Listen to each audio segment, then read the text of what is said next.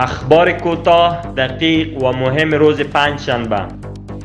وزارت امور خارجه امارت اسلامی افغانستان حمله ظالمانه نیروهای اسرائیلی به نمازگزاران بی‌دفاع در مسجد الاقصی را به شدیدترین الفاظ محکوم می‌کند. همچنین این عمل را نقض آشکار بشری به احترامی به اماکن مقدس از قوانین اسلامی و انسانی دانسته است. مسئولین دی افغانستان بانک میگوید به منظور حفظ ثبات پول افغانی 15 میلیون دلار آمریکایی را روز شنبه از طریق داوطلبی آزاد به فروش میرساند. قماندانی امنیه کابل میگوید نیروهای امنیتی حوزه سوم 2 تن را به اتهام دزدی دستگیر نمودند. افراد متذکر از مناطق مختلف شهر کابل موبایل دزدی می نمودند که از سوی نیروهای امنیتی بالفعل دستگیر شدند. دوسیه‌هایشان بعد از بررسی به ارگان‌های مربوطه محول خواهند شد.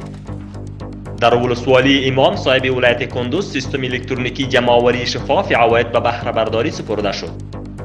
وزارت ترانسپورت و هوانوردی به منظور شفاف سازی و استانداردسازی خدمات ترانسپورتی زمینی در کشور توزیع کارت الکترونیکی و کتابچه ترانسپورتی را برای 400 شرکت و نزدیک به 600 اتحادیه ترانسپورتی آغاز کرده است. وزارت مالیه میگوید در عواید املاک دولتی کابل و ولایات نسبت به گذشته افزایش قابل ملاحظه به میان آمده است. اداره خط آهن میگوید دیروز 14382 تن اجناس تجارتی که بیشتر آن مواد غذایی بود از طریق خط آهن حیرتان مزار شریف وارد کشور شده است. به گفته این اداره همچنین 1477 تن کچالو و پودر تالک از کشور صادر شده است.